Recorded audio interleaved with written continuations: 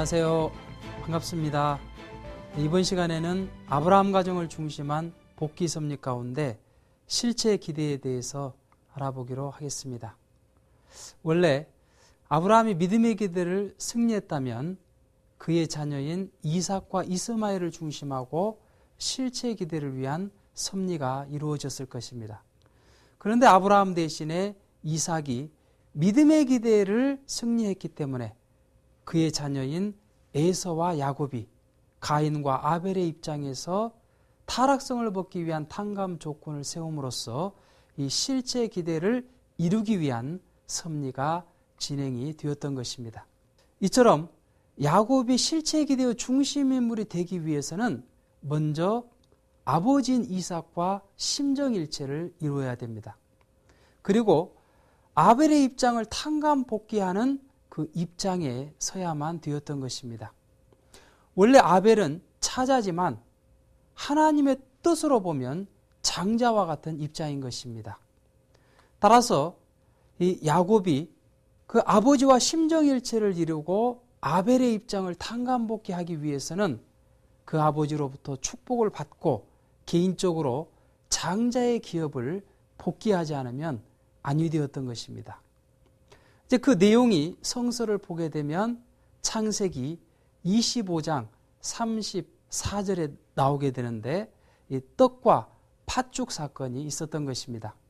어느 날 에서가 사냥을 하고 이제 집에 들어오니까 배가 너무나도 고팠습니다. 그런데 마침 야곱이 팥죽을 끓이고 있었습니다. 그 모습을 보고 에서는 동생아 팥죽을 좀 한 그릇 다오 그럽니다. 이때 야곱은 조건을 하나 내겁니다. 형님이 나에게 장자의 명분을 넘기면 내가 떡과 이 팥죽을 드리겠소.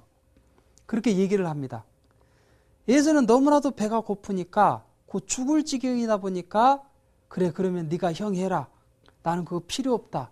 그러면서 장자의 명분을 넘기고 떡과 팥죽을 받아서 먹는 장면이 나오는 것입니다. 그것을 토대로 해서 나중에 창세기 27장 27절 이하를 보게 되면 야곱이 어머니인 리브가의 도움을 받아서 그 이삭으로부터 큰 축복을 받는 장면이 나오게 됩니다. 나중에 이 에서는 자기의 축복을 가로챈 그 동생을 이제 죽이려고 합니다. 그래서 이 어머니인 그 리브가는 이 야곱을 하란 땅에 있는 그 외삼촌인 라반의 집에 피신을 시키게 됩니다. 이제 여기에서 이 야곱은 21년 동안 마치 종살이와 같은 생활을 하면서 가정을 이루고 그리고 재물을 불려가지고 이 사탄 세계에서 장자의 기업을 복귀하는 그런 입장에 서게 되었던 것입니다. 그리고 나서 이제 야곱은 가족을 데리고 가나안 땅으로 들어가게 됩니다. 그런데 그 도중에 야복강에서 천사와 씨름하는 장면이 나옵니다. 천사와 밤새껏 씨름을 합니다. 그런데도 이 야곱이 굽히지 않으니까 천사는 야곱의 환도뼈를 부러뜨려 버립니다. 그래도 이 야곱이 놓지를 않으니까 결국에는 이 천사가 기권을 하고 맙니다.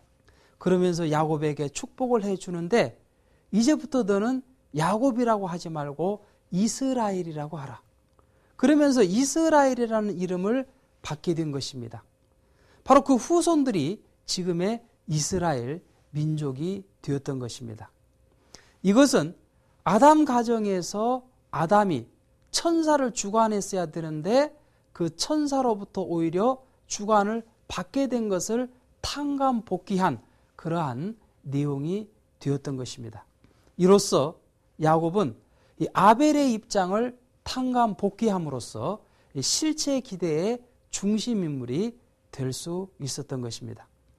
그리고 이제 가나안 땅으로 들어갑니다. 이제 에서를 만나러 들어가는 것입니다. 그런데 이 에서는 야곱이 온다는 소리를 듣고 400명의 장정을 준비해 가지고 야곱을 맞을 준비를 합니다.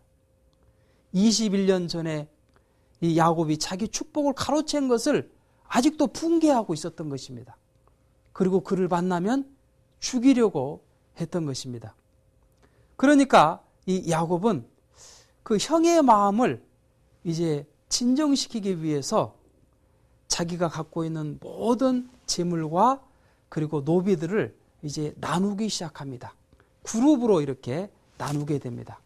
그러면서 먼저 1그룹을 보냅니다. 그리고 많은 재물을 에서에게 드리게 됩니다. 또 얼마 있으니까 2그룹이 갑니다. 또 많은 재물을 에서에게 드립니다. 또 3그룹을 보내가지고 다시 많은 재물을 그 형에게 드리게 됩니다. 그러면서 맨 마지막에 이 야곱의 가정이 서가지고 먼저 요종들과 그 자녀들이 그 앞에 서고, 그리고 그 다음에는 첫째 부인과 그 자녀들이 서고, 그 다음에 야곱이 섭니다. 그리고 그 뒤에는 둘째 부인과 그 자녀들을 세우게 됩니다. 그러면서 이제 점차 에서 앞으로 걸어가게 됩니다.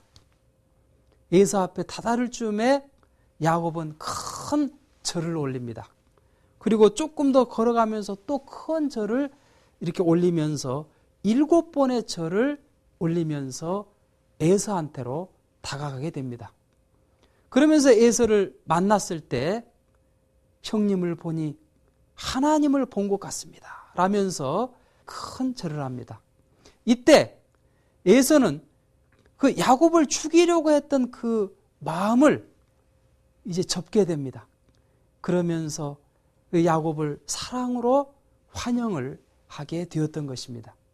그것이 창세기 33장 4절에 나오는 그 야곱과 에서가 만나는 그런 사랑의 장면인 것입니다. 그럼으로써 이 에서와 야곱은 타락성을 벗기 위한 탕감 조건을 세움으로써 비로소 실체 기대를 이루게 되었던 것입니다. 따라서 이삭 가정을 중심하고 메시아를 위한 가정적인 기대는 비로소 성공하게 되었던 것입니다. 그런데 아담과 노아 가정 때는 그 가정들 외에 다른 가정이 없었습니다. 따라서 이때 그 메시아를 위한 기대를 이루었다고 한다면 메시아가 바로 이 땅에 강림하셨을 것입니다.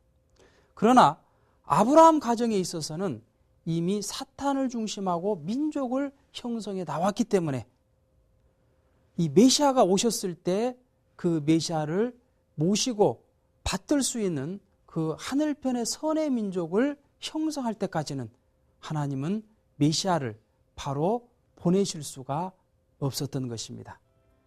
그럼 다음 시간에는 모세를 중심하고 메시아를 맡기 위한 민족적인 섭리를 어떻게 진행해 나왔는지를 알아보도록 하겠습니다.